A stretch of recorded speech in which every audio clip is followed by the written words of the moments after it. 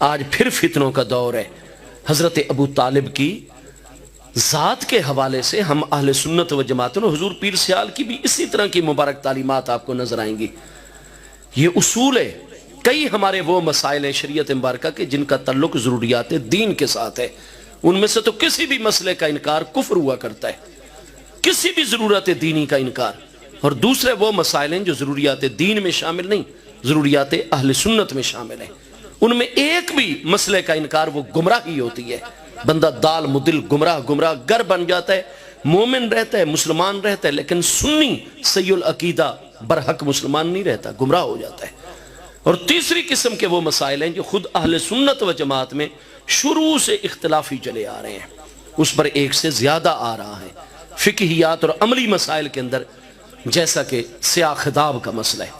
آپ حضرات اہل بیت اطہار کی کریم ہستیوں کو، صحابہ کرام کی مبارک ہستیوں کو دیکھیں گے، ایک جماعت اس کی قائل ہے، ایک جماعت انکاری ہے، دونوں کے پاس دلائل موجود ہے، شروع سے مسئلہ اختلافی ہو گیا۔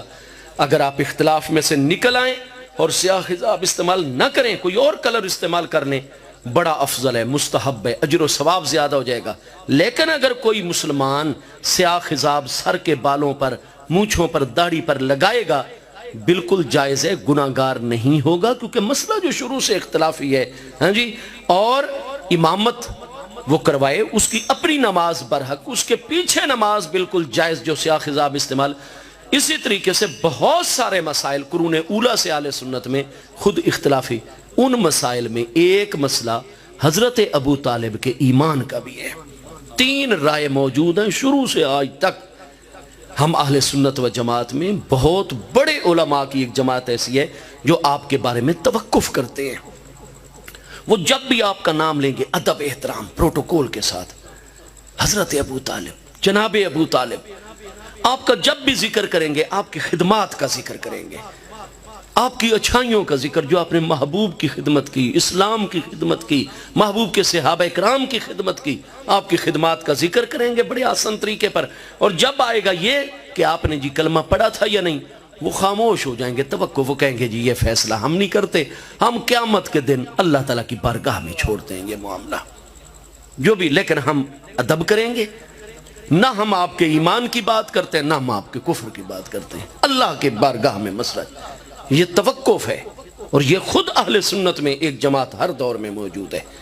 دوسری جماعت وہ اکثر ہمارے محدثین کرام فقہائے اعظام کی ہے، وہ کہتے ہیں ہمارے پاس ایسی کوئی دلیل صحت کے ساتھ نہیں پہنچ سکی۔ یہ نہیں کہ ان کو خدا نہ خواستہ کوئی عداوت ہے، جیسے آج کل ہمارے کئی پیارے بھائی اور فاضل عزیز سٹیجوں پر بیٹھ کر کبھی امام بخاری علیہ رحمت جیسی کریم ہستی کے خلاف، کبھی امام مسلم جیسی ہستی کے خلاف، کبھی امام ترمذی جیسی ہستی کے خلاف، کبھی اعلیٰ حضرت فاضل بریلوی علیہ رحمت کے خلاف، کبھی کسی ہستی، کبھی کسی ہستی۔ اور جب تم نے ان احادیث کی کتابیں مرتب فرمانے والے ائمہ محدثین کو مجروح کر دیا، ان سے یہ اعتماد ہٹا دیا ایک مسئلے میں آ کر، تو پھر نماز، روزہ اور باقی احکام میں ان کی روایات کردہ احادیث کیسے حجت رہیں گی؟ آپ تو پوری امت کا بیڑا ہی غرق کرنے پر تلے ہوئے ہیں میرے عزیزوں۔ حضور پیر سیال کی بھی اسی طریقے سے محبت والی تعلیمیں نہیں، کیونکہ ایک پوری جماعت، اور وہ معذور ہیں اپنی جگہ پر، وہ فرماتے ہیں لے آؤ ہمارے سامنے کوئی قطعی دلیل جس کی وجہ سے ہم ان ساری ظنیات کو ترک کر دیں اور اس قطعی دلیل پر عمل کریں۔ لہٰذا ایک بہت بڑی جماعت حضرات محدثین کرام کی، مفسرین کرام کی، حضرات فقہا کی، صوفیاء کرام کی، ہر دور میں اہل سنت میں، اور وہ اکثریت میں جمہور ہیں، وہ آ رہی ہے، جو کہتے ہیں کہ ہم بڑے افسوس کے ساتھ اور دل گرفتگی کے ساتھ، ورنہ جتنی محبت ہمیں محبوب کی نسبتوں سے ہے سبحان اللہ، تو کہتے ہیں کہ ہمارے سامنے چونکہ دلیل ایسی کوئی پایہ ثبوت کو نہیں پہنچ سکی، لہٰذا ہم بھی جب نام لیتے ہیں ادب کے ساتھ لیتے ہیں، لیکن ہم معذور ہیں، ہم آپ کے ایمان کا قول نہیں کر سکتے، کیونکہ دلیل ہمارے پاس، اور دلیل کی اتباع کا حکم ہے۔ اور ایک قلیل جماعت، اقل قلیل، ہر دور میں ہم اہل سنت میں، اور ان میں حضور شیخ الاسلام غریب نواز بھی شامل ہیں، وہ یہ فرماتے ہیں کہ بھائی آپ ان دلیلوں کو مانو یا نہ مانو، ہمارے اصولوں پر یہ دلیل بالکل ثابت ہو چکی ہے، اور جو عدم ایمان کی روایات ہیں ان میں فلاں تعویل جاری ہوتی ہے، فلاں تعویل جاری ہوتی ہے، فلاں تعویل بالکل شرعی اصولوں کے وہ مؤول ہیں ساری کی ساری، کئی صحت کو نہیں پہنچی، کئی مؤول ہیں. لہٰذا بھئی ہم تو حضرت ابو طالب کو مومن مانتے ہیں. حضور شیخ الاسلام کا مذہب بھی یہی ہے. لیکن حضور شیخ الاسلام کبھی بھی کسی کو مکلف نہیں فرماتے تھے، فرماتے ہم آپ کو مومن مانتے ہیں، اور جو بھی دلیل ہے فلاں دلیل کی یہ تعویل ہے، فلاں دلیل جو خلاف جاری ہے اس کی یہ تعویل ہے، یہ تعویل. اور کبھی بھی آپ کسی پر کوئی فتویٰ نہیں لگاتے تھے. کیوں؟ یہ جو اصول ہے شریعت مبارکہ کا کہ جو مسائل شروع سے ہی اہل سنت و جماعت میں اختلافی ہو گئے ہیں ان میں آپ کسی طرف نہ تدلیل کی نسبت کر سکتے ہیں نہ تفسیق کی نسبت کر سکتے ہیں، نہ اس کے خلاف چلنے والے کو آپ گمراہ کہہ سکتے ہیں ورنہ خود آپ پر گمراہی کا فتویٰ لوٹے گا، نہ آپ گناہگار اور فاسق کہہ سکتے ہیں ورنہ فسق اور گناہگاری کا فتویٰ آپ کی طرف لوٹ کر آئے گا. تو جو ان تینوں مذہبوں میں سے حضرت ابو طالب کے متعلق جو رائے بھی اختیار کر لے گا وہ پکا صحیح العقیدہ با ادب سنی مسلمان برحق رہے گا، نہ وہ فاسق و گناہگار ہے نہ وہ گمراہ ہے. اللہ تعالیٰ کی رحمت سے برحق اس کا ان تینوں میں سے جس راستے پر بھی وہ چل پڑے، جس کے سامنے جو بھی دلیل اور اصول ترجیح پا جائے. اعلیٰ حضرت فاضل بریلوی حضرت ابو طالب کے ایمان کے قائل نہیں ہیں، لیکن وہ ادب بھی پورا کرتے ہیں، دعائیہ کلمات نہیں کہتے لیکن جب نام لیتے ہیں احترام کے ساتھ.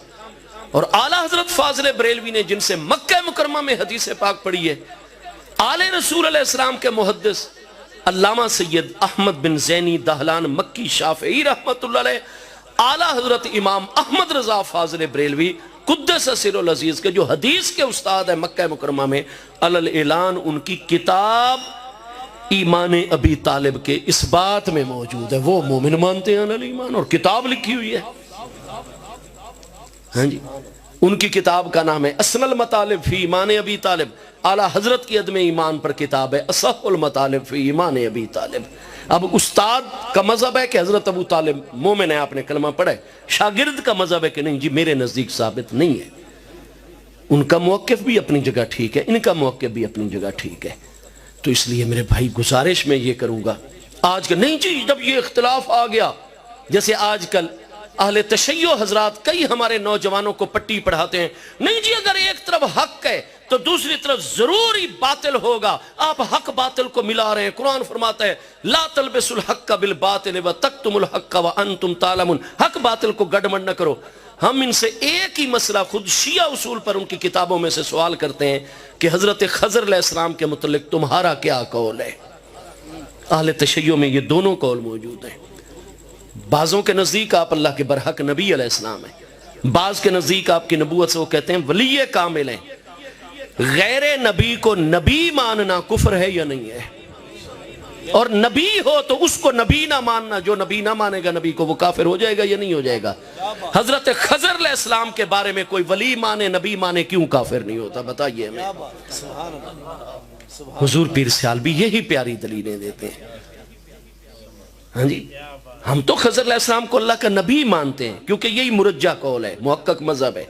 قرآن پاک میں ما فعلتہ عن امری، مجھے اللہ کا امر، اللہ کا براہ راست امر نبی علیہ السلام پر آتا ہے کہ ایک بچے کی گردن دبا دینا، کشتی توڑ دینا، تو یہ محض الہام کی بنیاد پر تو ہوتا نہیں ہے، یہ ہوتا تو امر ربی اور وحی کے ذریعے خفی ہو یا ظاہر. تو ہمارے نزدیک ترجیح آپ اللہ پاک کے نبی ہیں، لیکن چونکہ امت میں شروع سے اختلاف ہے، خدا اہل سنت میں بھی اہل تشیع میں بھی، حضرت خضر علیہ السلام کو نبی جو مانتا ہو وہ نہ سنیوں کے نزدیک کافر ہے نہ شیعوں کے نزدیک کافر، اور جو آپ کی نبوت نہ مانے بلکہ آپ کو اللہ کا کامل ترین ولی اور کتب مانے، اس پر بھی کوئی کفر کا فتویٰ نہ شیعوں کے اصولوں پر ہے نہ سنیوں کے اصولوں پر ہے. تو جو ہمارے سنی ہر بات میں ہمارے نوجوان سوشل میڈیا پر متحرک ہیں، کفر کے فتوے بغیر علمی کے داغ رہے ہیں، وہ ذرا اسی اختلاف کو سلجھا دیں مہربانی کر کے کہ خضر علیہ السلام کو نبی ماننے والا بھی مومن رہتا ہے، نبی نہ ماننے والا اور ولی ماننے والا بھی مومن رہتا ہے. تو مہربانی کریں اپنے آپ کو سنبھالیں، شریعت مبارکہ کا راسخ علم اور راسخ علماء کی مجلس اور حضور پیر سیال جیسے کامل شیوخ کی خدمت میں اپنا وقت گزاریں. اللہ پاک حضور پیر سیال لجپال غریب نواز کے درجات بلند فرمائے.